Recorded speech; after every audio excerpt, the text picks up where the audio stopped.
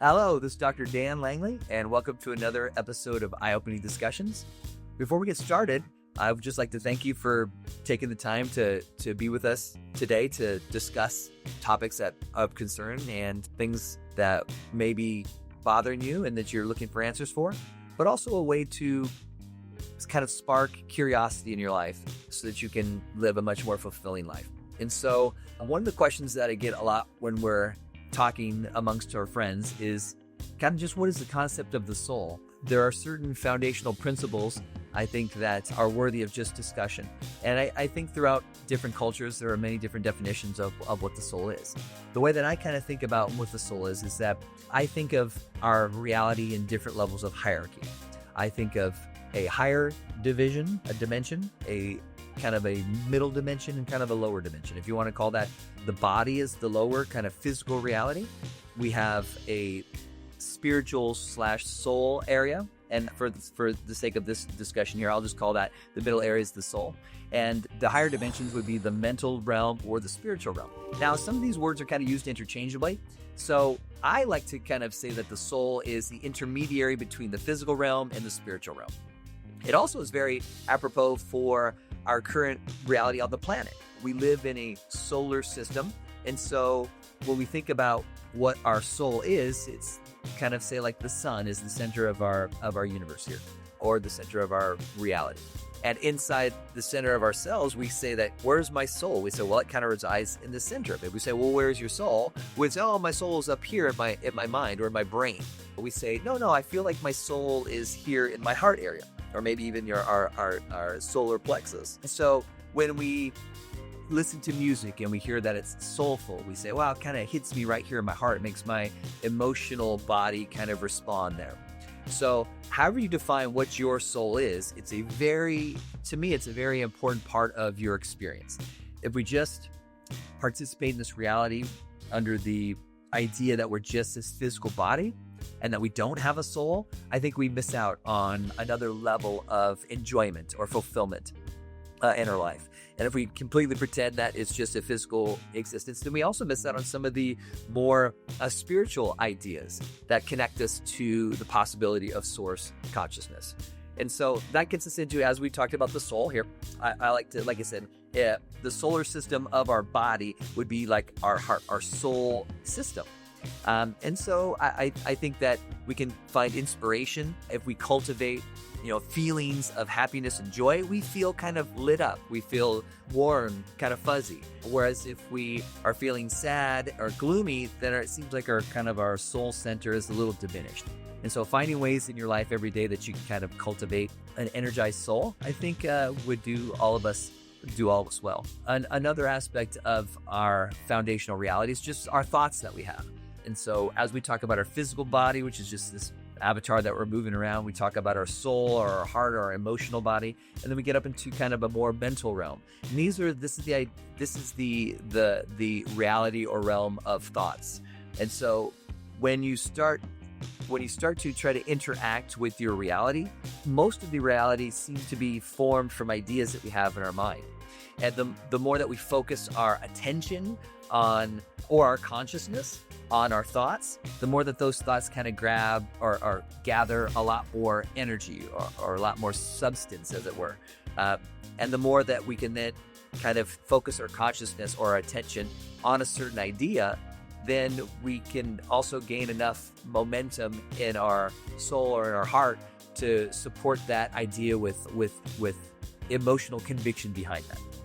And so that's how we kind of get the juices started. If we have a thought and it's supported by our emotional energy, then it's more likely that we can get our body to kind of do something in that realm. It's hard to kind of move this body through this reality. But if we have the right quality thoughts, the right quality emotion behind that, then there's nothing that we can't accomplish there. And so one of the other aspects that we talk about kind of foundationally that's different from our feelings and our thoughts that we have is maybe another quality of sensation, which is maybe called intuition. And that's an interesting topic of conversation. Whereas sometimes we say, oh, I get a gut feeling about that. Well, what is different about the feelings that we have in our heart center, the thoughts that we have in our mind, versus kind of the sensations that we get in our belly? And one might say that this kind of breaks down to the three brains that we have. We have a head brain or a cerebral brain. We have a heart brain, and that shows that there's maybe 40 to 80,000 sensory neurites in our heart. So our heart does have a vast neural plexus that's there. And then we also go down to our abdomen area, where in our intestines, we have maybe 200,000, or maybe it's 2 million. Maybe it's 2 million nerve endings in our belly area. So if we put that many neurons together, it seems possible that we should have some type of sensing that is different than the other three centers that we have there. So when you start feeling an unusual sensation in your belly area, and you think, oh, I just have a bad feeling about this, then I think exercising that ability and simply paying heed to it and paying attention to that to see if some of your gut feelings are true, or if they are just kind of running havoc with you because they've been programmed to be fearful of all sorts of different sensations. So I was like, oh, I'm afraid to get on this roller coaster. That's a little different than, oh, I have a bad feeling about this situation here. That's one is, I think, kind of pre-programmed primal fear. Another one is more of a deep-seated knowing or sensing that is beyond just the typical fear response there. So when we talk about mindfulness, and we mentioned earlier about something called attention. And so I like to talk about consciousness, which is one of our main superpowers. It's our ability to focus the infinite power of our mind or of the universe, and then localize that to anything that we can think of. And if we're mindful of where our attention is going, then we can be more in command of our thoughts, and more in command of our emotions, and maybe even our intuition as well. So when we start practicing letting some of the thoughts that we might not want in our life, being mindful and just letting some of the thoughts that may give us unpleasant thoughts or unpleasant feelings, we just kind of let those fly by, or let those kind of sail by. Or we can simply try to focus our attention and be more mindful of being grateful for this experience that we have here. We have 5 wonderful senses that we are endowed with, and we're working on our 6th, sometimes 7th, depending on the different philosophies that you can think about. But we can look at our experience here from a mindful point of gratitude. And if we're able to do that, if we're able to be mindful about being grateful, then our life usually is so much better. Because no matter what happens in our life, it's a small percentage of the experience is what actually happens to us. But the vast majority of the experience is what we make of the experience itself. So they say it's like life is 10% what happens to you, 90% what you do about it, or 90% what you think about it, or 90% what you feel about it.